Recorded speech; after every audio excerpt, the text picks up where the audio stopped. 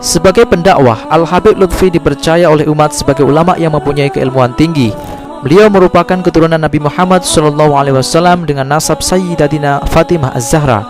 Dengan kealiman beliau tersebut, Al-Habib Lutfi disebut sebagai ulama yang mempunyai karomah. Imam As-Sadzili membagi ulama menjadi dua, yaitu ulama as-sadiqun al-awliya mithl ar-rusul, yang artinya para wali yang seperti para rasul, dan ulama solihun al-awliya mithl an-nabiya, yang artinya para wali seperti para nabi. Habib Lutfi mempunyai nama asli yaitu Maulana Al-Habib Muhammad Lutfi bin Ali bin Yahya. Beliau lahir di kota Pekalongan 10 November 1947 yang bertepatan dengan 27 Rajab 1367 Hijriah. Kisah karomah Al-Habib sudah banyak diceritakan oleh para santri beliau dan para pengikut beliau yang menyaksikan langsung karomah itu terjadi. Sebagai orang awam, kita hanya bisa mengambil pelajaran dari kisah-kisah tersebut. Karena jika kita berpikir tentang tingkatan keilmuan para Habib, ilmu kita tidak ada apa-apanya.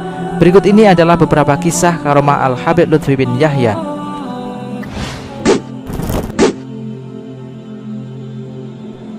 Kisah ini dialami oleh murid Al-Habib Lutfi yaitu Muhammad Syamsuri yang mengalami retak tulang kaki karena kecelakaan mobil di tol Cipularang, sehingga harus menggunakan kursi roda, dan dokter pun sudah angkat tangan. Kemudian Syam menemui Al-Habib Lutfi dan menceritakan niatnya untuk membantu Habib Munzir berdakwah di Jakarta dengan mengatur lalu lintas. Spontan Al-Habib menjawab bahwa Syam tidak bisa sembuh seumur hidup. Setelah itu, Habib Lutfi membiarkan Syam selama 3 minggu di rumahnya. Hingga suatu malam, Syam bermimpi didatangi oleh Habib Munzir Al-Musawwa yang memberikan lembar jadwal majelis Maulidur Rasul sambil berbisik, "Bilang kepada Habib Lutfi bahwa kamu ikut saya di Jakarta."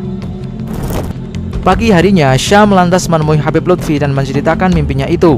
Habib Lutfi kemudian memeluk Syam dan berkata, "Kamu besok sembuh, pulang ke Jakarta berkah." Habib Lutfi kemudian mengusap kaki Syam dengan air beberapa kali. Malam harinya, yaitu Senin malam bertepatan dengan majelis rutin Maulidur Rasul di Al-Munawwar minggu lalu, jam 9 kaki Syam sudah bisa digerakkan dan bisa untuk berjalan.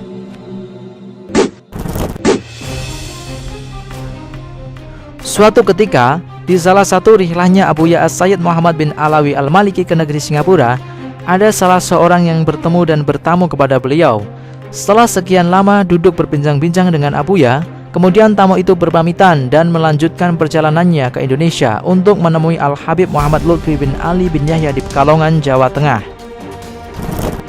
Maka kemudian Abuya Sayyid Muhammad berkata kepada tamu tersebut, "Wahai saudaraku, kenapa kamu repot-repot datang ke Indonesia? Sebentar lagi orang yang kamu maksud itu akan datang ke sini untuk menemui saya." Dan dengan izin Allah, ternyata tiba-tiba Habib Lutfi bin Yahya muncul di hadapannya ketika tamu tersebut hendak mau pergi. Dan Al-Habib Lutfi berkata, "Wahai saudaraku, selama masih ada Abuya As-Sayyid Muhammad ini, kamu tidak perlu repot-repot mendatangi saya. Beliau adalah Al-Alamah Waliullah dan seorang wali kutub di masanya."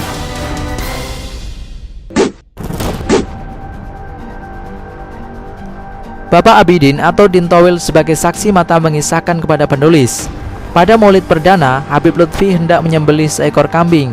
Kambing tersebut di pohon jaran. Mbah Jufri, teman seperguruan Habib Lutfi yang ditugaskan mengambil kambing, terkejut karena saat ditarik kambing itu lari.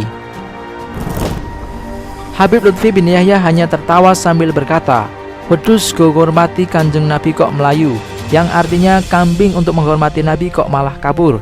Tak lama setelah Habib Lutfi berkata demikian, kambing itu menghampiri Habib Lutfi dan menjatuhkan diri di hadapan beliau. Kambing itu lalu disembelih sendiri oleh Habib Lutfi bin Yahya tanpa perlu bantuan orang.